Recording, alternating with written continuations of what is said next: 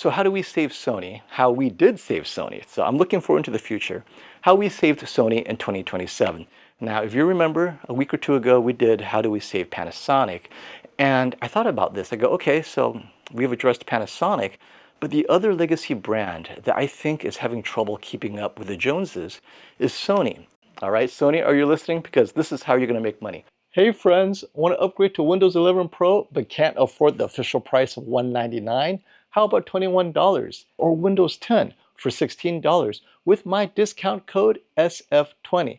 Thanks to our sponsor, Whokeys. Yes, Black Friday is here. Get an additional 30% off with my code SF20. Go to whokeys.com, add Windows 11 Pro to your cart, apply my discount code SF20, and bam, only $21. Here's how we activate it. Go to your Whokeys account at the top right under User Center. Click on My Purchased Orders. Click on View Keys and Code. Click Get the Key. Copy the Windows 11 Pro key under Code Card. Then go to your system settings, scroll down and click Activation. Click Change Product Key. Paste the key code. Click Next and you're done. So don't miss out on these amazing deals. Click on my links in the video description below. And I'm not very concerned about Samsung.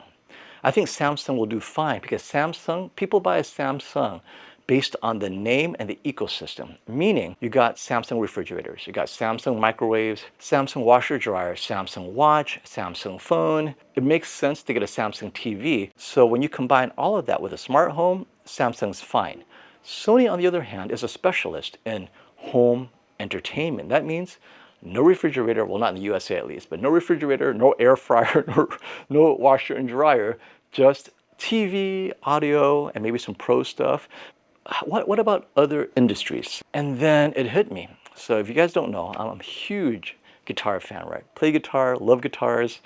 And I thought, wait, didn't this happen in the guitar industry where you had Fender and Gibson, established names, legacy names, and then suddenly the cheaper brands started coming out, you know, the knockoffs, the cheaper Stratocasters, and they started to suffer. And yet, something happened. Now they're thriving.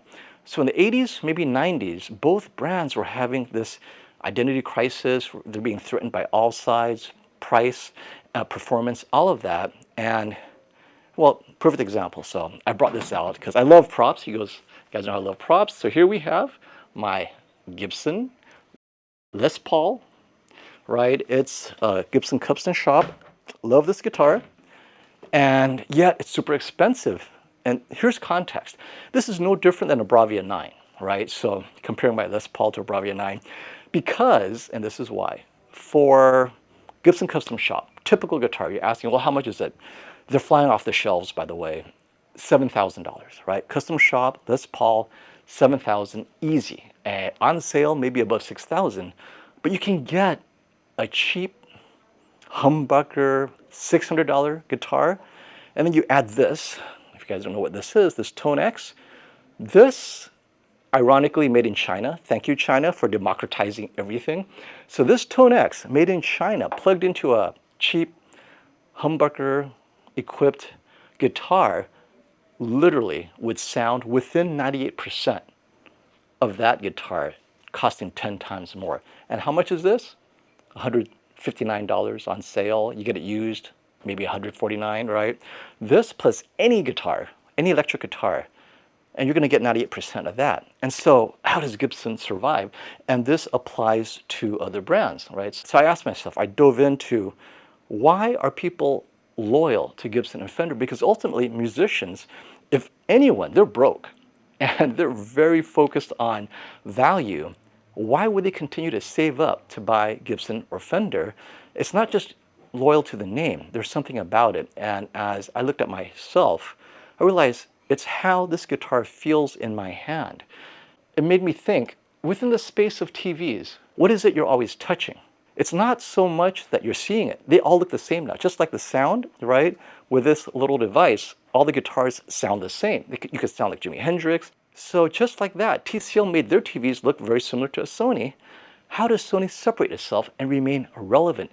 Build that loyalty the way Fender and Gibson did. And the thing that you are always touching, remote controls, right? But what do you notice about these remote controls? They literally have not changed. The one thing that you're always touching, the latest Sony remote, right, from 2024, it looks just like a remote in 1960 or 1970. It's a small little box with a bunch of buttons on top. It is not ergonomic. There's just nothing about it that's worthwhile. Why? Like you've done everything else, but the one thing that you're touching that should build a connection with your TV ownership is the forgotten thing. And so this is where we roll into today. Sony has the chops to make the remote control awesome. As a matter of fact, I would argue Sony has a remote control design team that is easily the best in the entire world. Hit it! That's what I'm talking about. Wait! Okay, now, from the beginning. Hit it, boys.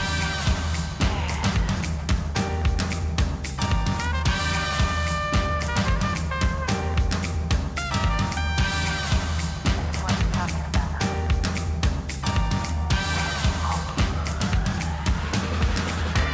So here we have the remote, right? And I thought about this remote. If you take, if you cut this remote in half, all right, Sony, are you listening? Because this is how you're going to make money. Trust me on this. You cut it in half. All right. I counted the number of buttons. They're not even labeled. You can literally use this remote as your Sony remote. Give me a remote that's ergonomic, that has haptic feedback, whatever you want. This will have everything. Volume control. You can navigate your TV. And here's the best part. So, and this is why 2027. 2027, you have the possible launch of the PS6. What if they made this TV remote available that's backwards compatible with every Sony TV? You don't have to buy a new Sony TV. Now, it'd be nice if you did, but if you had this year's Bravia 2, so assuming the leak is correct, or last year's Bravia 3, let's go back last year. The Bravia 3 last year was Sony's most affordable TV. With a quick firmware update, this will fly off the shelves as a truly accessible remote, or a remote that you could actually have fun using and use easily, and there's something special about it. I mean, I think this could be Sony's Gibson or Fender moment where, come on guys, how old is this form factor? When this was invented way back in the 60s, 50s, there was no ergonomic study. There was no study on how a remote works. Now that we have that study and it's been applied to their gaming division, the PlayStation gaming division, and they have a patent on this already, it costs them nothing to cut this thing in half, and then you could order it for your old TV, and this is where Sony survives. They're making money off of this. This is where your margin is. So you can package this with your flagship TV or not, and it's not on any of your lower level TVs because people could always pay more if they want half of that, right? Half of that right here, right? So 2027, PS6 is coming. This is for your TVs. Package it, people will buy it. I am certain of it, because if they don't, well, let's talk about the direction things are going. I want to cry because it's so sad. Samsung leads global TV market for the 19th year. LG tops OLED segment, but this is about Sony. Sony is fifth at 5.4% based on revenue, but here's the problem. In 2021, Sony had a 9.5% market share. So in the span of 4 years, it's dropped almost half. Where is it going to be in 2027? They have to do something that's beyond, oh, our image quality looks great. It does look great, but so does TCL, Samsung, LG, and Hisense. You got to do something that builds the kind of mad loyalty that a nice guitar feels great in the hand, right? Rosewood. There's just something about the physical nature of a remote that's very personal. And, well, how about this? I just thought of this. What if you had attachment and you made it a back scratcher, right? All right, why don't we finish with this discussion? So what's the next flagship screen tech choice for Sony? Now, as a person who wants Sony not just to survive, but to thrive, we're talking just have some leadership position somewhere in the TV space, it must be RGB Mini LED. It must be that for many reasons. But so first, let's assume for the sake of argument that Sony is taking its 22-bit backlight and they adapt it to this RGB mini LED. So now Sony has best-in-class black level control, blooming control, and they utilize RGB mini LED while also offsetting some of the potential disadvantages of that. And this is it, right? This is their moment. This is how Sony wins the flagship. Now, I will guarantee you this will not trickle down to the mid-tier anytime soon because this is expensive technology. But that halo effect, this is such a good technology that Brian and I saw at CES. Samsung's RGB micro LED, same thing, and Hisense's RGB mini LED. The colors, the pop, the saturation, it was just next level. It's like a bright OLED. So imagine the G4 or the G5 or the QD OLED, and then you added a bit more energy to everything, right? You made it a little bit brighter, where you go, whoa, what is this? And we thought it was legitimately micro LED. The first time we both saw Samsung's RGB micro LED, Brian's like, this is it, this is my TV, because it was at a size that we loved, 98 inches, and it looked like it was a legit ready to go. And when they told us, no, this is LCD, that's when it hit me, okay, it must be the Hisense mini LED technology. I'm like, okay, whole other level. And this is a prototype that's at CES.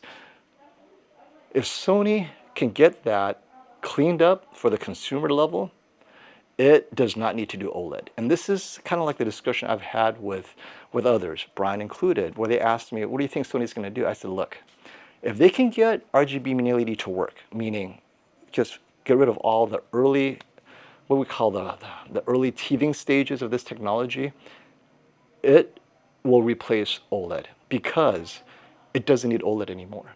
Why do you need OLED? You need OLED because, off angle, and then you need OLED for the perfect near black and specular highlights. But what this TV does is it makes everything so much richer and brighter that you don't have to be perfect near black because everything above a nit, 1 nit is so good, or everything above 0.5 nits is so just eye-catching. It makes up the difference because this TV hits the say, I'm just gonna throw this out there, 7,000 nits, peak specular highlights, right? Or 6,000 nits. That's a huge difference. I think, that's double the brightness of the Bravia 9. The Bravia 9 kind of taps out around 3,000 nits on some models, right? So 3,000 nits specular highlight, you go to 6,000, literally twice the brightness of that TV, and yet preserving the same black levels as that TV. There's no reason to get OLED because now the impact is so good. And at that size, we're talking 85 and 98 inch.